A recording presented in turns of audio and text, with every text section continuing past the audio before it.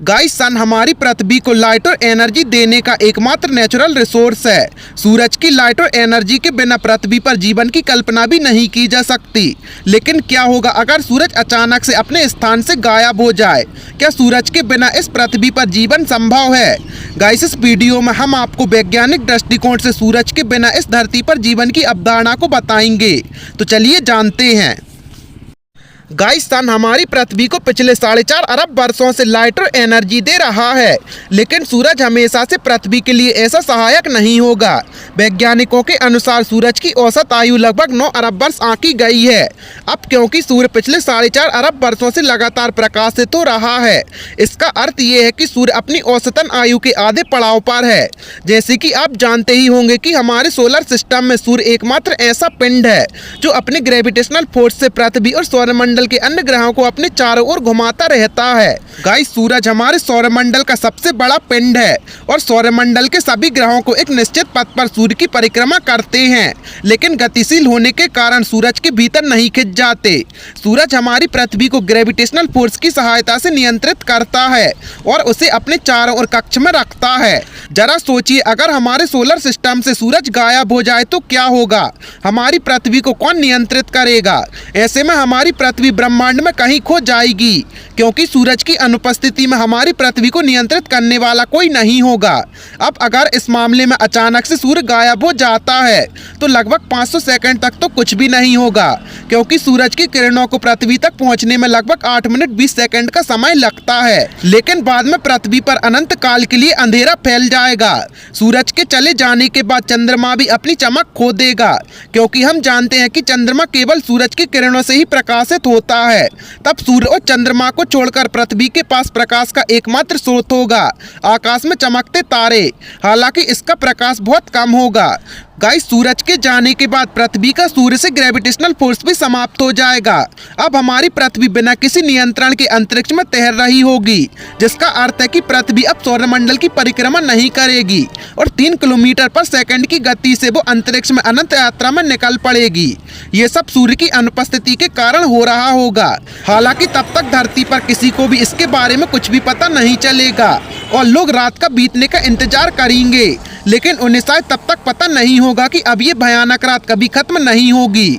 हालांकि ये संभव है कि तब तक वैज्ञानिक को इसके बारे में पूरा मामला अच्छे से समझ आ जाएगी और पृथ्वी पर जीवन के अस्तित्व को बचाने के लिए वो हर संभव प्रयास करेंगे। सूरज के लुप्त होने से न केवल हमारी पृथ्वी बल्कि सोलर सिस्टम के अन्य ग्रह जैसे मरकरी, वीनस, अर्थ, मार्स, जुपिटर सब अलग हो जाएंगे और अंतरिक्ष के इधर उधर घूमते रहेंगे। गाइस, सूरज की अनुपलब्धता के बाद हम अपने शहरों को कोयला, पेट्रोलियम, परमाणु ईंधन और बिजली के अंत तक पहले की तरह उज्जवल रख सकेंगे, लेकिन ये लंबे समय तक संभव नहीं होगा। अब मनुष्य के पास सबसे बड़ी समस्या भोजन की व्यवस्था होगी, क्योंकि पौधे द्वारा भोजन बनाने की प्रक्रिया बंद हो जाएगी, क्योंकि सूरज के प्रकाश के बिना फोटोसिंथेसिस प्रोसेस को पूरा नहीं कर पाएगी। आपकी जानकारी के लिए बता दें कि वर्तमान में हमारा 99% भोजन फोटोसिंथेसिस प्रोसेस से ही बनता है। अब हमारी धरती पर भोजन की कमी के कारण लूटपाट, नरसंहार जैसे कई आपराधिक घटनाएं बढ़ने लगेंगी, क्योंकि किसी भी देश की सेना भूखे पेट अपने नागरिकों की रक्षा नहीं कर पाएगी। सूरज के बिना हमारी पृथ्वी का तापमान लगातार गिरना शुरू हो जाएगा।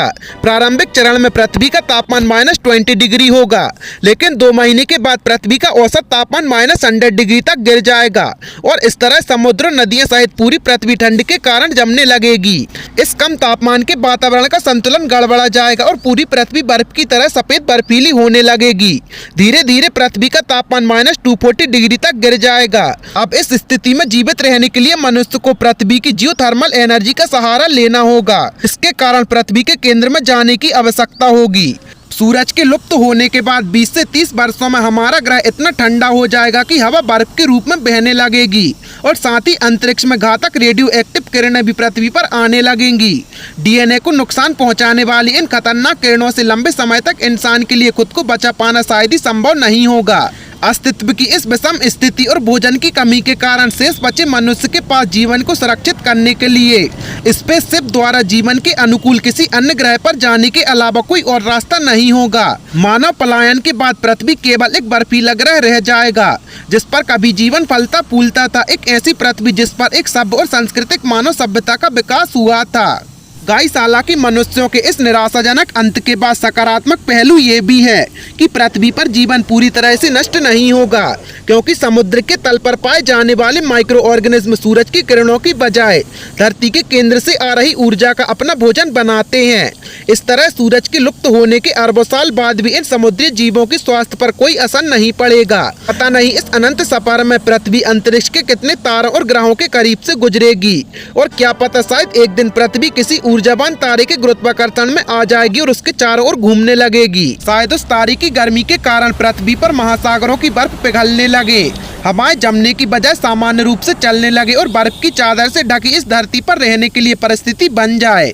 फिर समुद्र के जीव पृथ्वी की सतह पर आकर विकास की प्रक्रिया आरंभ कर दें, और फिर सैकड़ों वर्षों के निरंतर विकास के बाद मानव फिर से पृथ्वी पर अपने अस्तित्व के निशान बना सकें।